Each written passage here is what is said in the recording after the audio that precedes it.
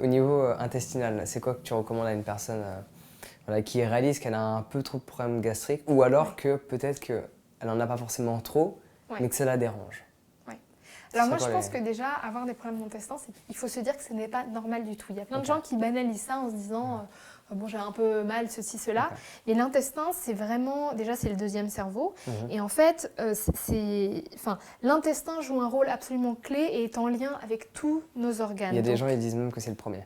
Moi je pense que, si je m'écoute moi, je dirais que c'est très largement le premier. Et en fait, le problème, c'est qu'on a 2 kilos de bactéries intestinales. Et ces bactéries-là, elles jouent un rôle absolument prépondérant dans notre santé parce qu'elles produisent énormément de molécules, de vitamines, de neurotransmetteurs, etc. Et il y aurait 30 à 40% des molécules qui circulent dans notre sang qui sont produites par ces bactéries intestinales. Donc, en fait, on est autant bactérien qu'on est humain. Ah oui, et donc, sûr. on est vraiment... On est composé de bactéries. Ça, on a un écosystème, il faut se vivre soi-même comme la somme d'un génome humain et d'un génome bactérien. Le problème, c'est qu'il faut faire très très attention, premièrement, aux antibiotiques. Ça, c'est la première recommandation que je fais.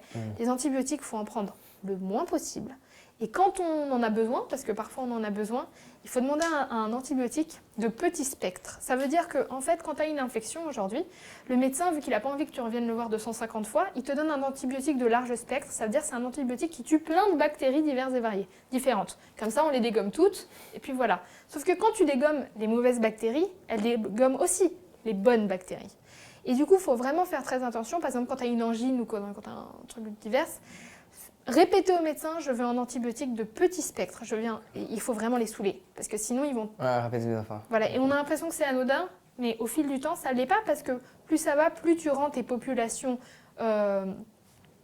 tu les réduis, et des bactéries qui sont, quand elles sont contrôlées par une bonne flore, ne posent pas de problème, vont prendre le dessus. Enfin, tout simplement, c'est la loi de la jungle, tac, il y a de la place, il y a un trou... Je suis une bactérie pas très sympa, je prends le dessus, et du coup ça peut créer des problèmes. Donc ça, il faut faire très attention. Ensuite, une alimentation équilibrée qui nourrit les bonnes bactéries, c'est absolument clé. C'est-à-dire que, en fait, souvent on parle de prébiotiques. Les prébiotiques, c'est quelque chose qu'on vend dans le commerce. Ce sont les aliments qui nourrissent les bactéries. Les labos se font plein de fric là-dessus. Sauf que les prébiotiques, il n'y a pas besoin de les acheter dans les labos. L'artichaut, c'est un prébiotique. Parce que ça coûte une blinde, ça, les probiotiques.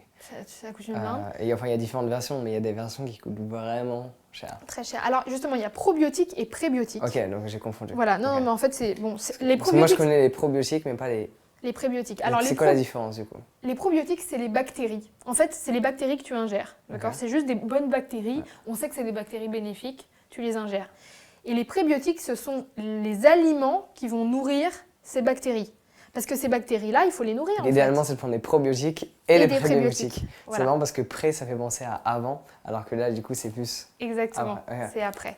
Et ces prébiotiques, on te les vend aussi sous forme de pilules en pharmacie. Sauf que tu peux juste manger, si tu manges beaucoup de fibres, en fait, les fibres, ce sont les aliments... Quand tu manges des légumes, pourquoi on te demande de manger 5 légumes par jour? Pour la très bonne raison qu'en fait, les légumes, tu ne les absorbes pas, toi. Les légumes, en fait, les fibres, ton intestin, il est là genre salut, je sais pas ce que c'est. Voilà, c'est exactement ce qu'il fait. Il ne peut pas les absorber dans le sang. Ça arrive au niveau des bactéries et là, les bactéries grignotent ces fibres parce que c'est ça qu'elles font. Et grâce au grignotement des fibres, elles produisent des vitamines, des neurotransmetteurs, etc. Donc en fait, les fibres, quand on te dit de manger des légumes, c'est pour toi et tes bactéries. Donc il faut absolument manger beaucoup de légumes. Ça ne veut pas dire qu'il ne faut pas manger de viande. Ça veut dire qu'en fait, dans le ratio, il faut dans une assiette 80% de légumes et 20% de lait, de viande, enfin d'autres choses. Donc il y a ça, et puis après, faire très attention à un certain nombre de médicaments qui détruisent la flore intestinale, comme les IPP qui sont quand on a des... Enfin, ça s'appelle inhibiteurs de la pompe à protons. Il y a énormément de Français qui prennent ça. C'est quand on a du reflux gastrique. Les médecins donnent à peu près tous la même chose. Quand on a du reflux, c'est le truc de base. Sauf qu'en fait, c'est un cercle vicieux. Ça va t'enlever ton reflux, mais les problèmes intestinaux vont commencer. Parce que, en fait, tu as un estomac avec de l'acide. Et cet acide fait que tu digères bien et que ça bloque aussi les bactéries néfastes. Si ton acidité est réduite, comme quand tu prends ces médicaments, à ce moment-là, ça favorise en fait, le passage de bactéries néfastes et ça favorise un problème dans les intestins. Donc en fait, il y a plein de choses de lifestyle qu'on fait aujourd'hui, dont on a très très peu conscience et qui peu à peu détruisent cet écosystème. Il y a plein d'autres choses aussi. Quand on est une femme, il vaut aussi mieux accoucher par voie basse, absolument. Sauf quand on n'a pas d'autre choix que de faire une césarienne. Mais les césariennes de confort aujourd'hui ne sont pas du tout recommandées pour la bonne raison que la première flore qu'on a, en fait, quand on a un bébé, c'est la flore vaginale de sa mère. Donc on passe par le canal vaginal, l'enfant se prend des bactéries partout sur la gueule, il les absorbe et c'est ces bactéries-là qui vont créer en fait la première flore intestinale qu'on a. Et quand on allaite son enfant, en fait, il y a ces prébiotiques, il y a ces aliments pour nourrir ces bactéries qu'on vient d'absorber qui sont dans le lait maternel, qu'on ne retrouve pas dans le lait... Non mais ça, c'est sûr. Voilà. Le lait maternel, c'est la base. Enfin... Exactement. Ouais. Donc en fait, il y a plein de choses comme ça qu'aujourd'hui, on se dit, on s'en fout. Et c'est tous ces tout petits dérèglements qui sont presque sociétals, en fait, qui peu à peu appauvrissent notre flore et qu'aujourd'hui, on pense en corrélation avec un certain nombre de maladies de civilisation, maladies auto-immunes, allergies, diabète, maladies métaboliques, tout ça. Donc c'est pas anodin.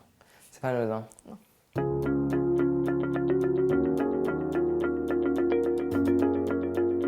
Alors j'espère sincèrement que tu as apprécié ce court extrait de l'interview que je t'ai partagé avec Dora.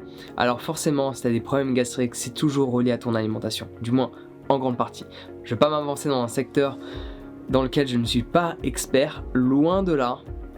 Cependant, il y a certains aliments qui vont t'aider à être en meilleure santé et je te propose tout simplement de télécharger un guide où tu vas voir différentes recettes 100% végétales pour que tu puisses bien te sentir et être plein d'énergie dans ton quotidien. Donc je te garantis pas que ça va régler tes problèmes gastriques, mais je peux te garantir quelque chose. Tu vas bien te sentir en consommant ce que je vais te proposer dans ce mini guide de recettes. Donc si tu veux le télécharger gratuitement, c'est très simple. Clique sur le lien dans la description et on se retrouve directement de l'autre côté. Sur ce, prends soin de toi et passe une excellente journée.